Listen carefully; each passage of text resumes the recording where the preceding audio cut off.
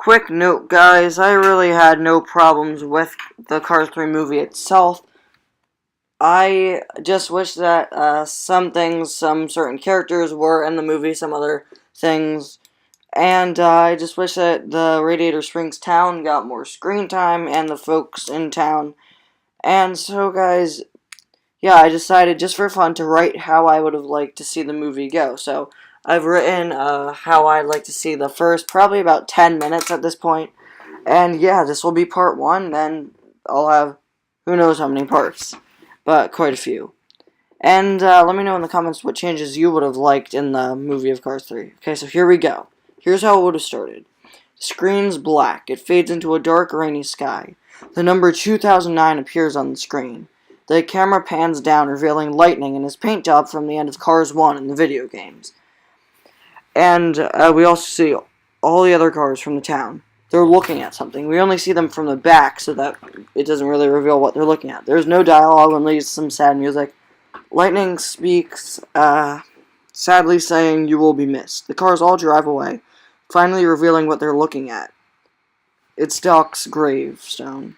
So this is the Radiator Springs graveyard, a location that we've never seen before.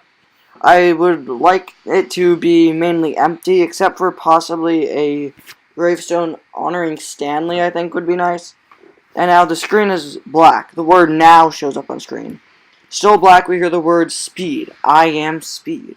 We then see Lightning, who confidently says, "Let's do this, Mac." The door opens, and McQueen, looking at the picture of Doc on his wall, says, "This one's for you, Doc." Quick note about this part of the movie. I've kept some of the lines or other scenes of the movie the same as the original, because I had no problem. When that race starts, instead of just seeing McQueen drive out, we see all the pressed cars around him, a lot like the first movie, and Lightning slowly exits Mac's Holler. Now, the next few minutes I'd like to keep the same as the film. McQueen, Cal, and Bobby race, and after a few races, we see Lightning drive by Rusty and Dusty, where they make the "we're running out of bumper cream to sell" joke. Lightning laughs with them. Then Rusty or Dusty, either one, it doesn't really matter, ask Lightning to go with them in a few hours to a press event. "Who's going to be there?" McQueen asks. "Rusty Cars," the Rusty's owners will say at the same time. Lightning shouts in happiness, "Yes, I love Rusty Cars." Of course, this is a reference to how he didn't like his sponsor in the first movie, and he didn't like the Rusty Cars in the first movie, but now he loves it. We cut to McQueen, who's on stage with Rusty and Dusty, saying the same exact speech that we heard him say in the first movie, with a whole lot of luck, you two can look like me. Ka-chow. Except this time, he's saying it extremely enthusiastic instead of just sounding annoyed, and I would have cut out the "and a whole lot of luck," because now he's just extremely happy. "You too can look like me. Ka-chow." He finishes his speech, and we cut to who he's talking to. It's, of course, Rusty Cars. However, instead of just a few Rusty Cars, there's a whole massive stadium's worth of them, and who's in the front row but, of course, Fred, who shouts, "You rock!" McQueen, and his bumper falls off, as always. Fred was one of the characters I felt like really, really, really needed to be in the movie. Same thing with Mia and Tia. We could just, I don't know, I sort of liked Maddie McGear in the movie, so I'll introduce Mia and Tia in another part of the story. So, where were we, right? And, Rusty then states, "And folks, to finish off this amazing event, we have some important news." And at the same time, both of the Rusty's owners shout, "We sold Rusty's!" McQueen shocked. "Wait, what?" he screams, not even remembering the thousands of fans in front of them. "You guys didn't tell me that you sold the company?" Rusty and Dusty frown at him, and, "We're sorry, pal," one of them says. Again, I don't know which guy says this. It doesn't matter. We'll just say that Dusty's saying this. "We're sorry, pal. But we didn't know how to tell you.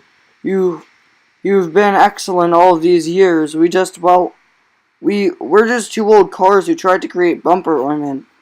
Starting out, we had no idea that we'd get the best cars in all of racing sports to work as our racer." Rusty continues talking, taking over for Dusty. "We're getting old. We thought that if we had a new company owner, younger, better with racing knowledge, that would be a whole lot better for you. Trust me, this guy's a racing expert." Dusty finishes what he's saying. "Trust me, Lightning. If this were not good for you or for the company, we wouldn't have done it." Lightning frowns. And now, folks, the Rusty's brothers continue.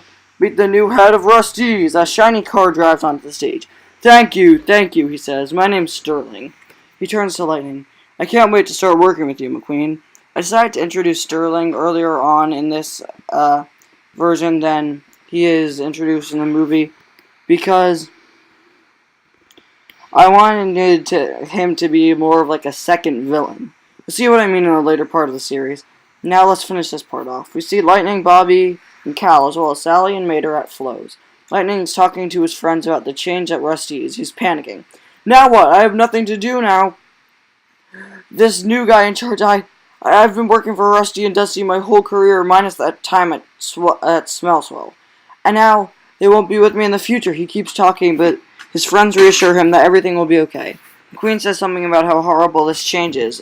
Flo, who's delivering drinks to McQueen and his pals, as well as some of the other cars in the background at the cafe, including Otis. I just want Otis to be there in the background, because why not?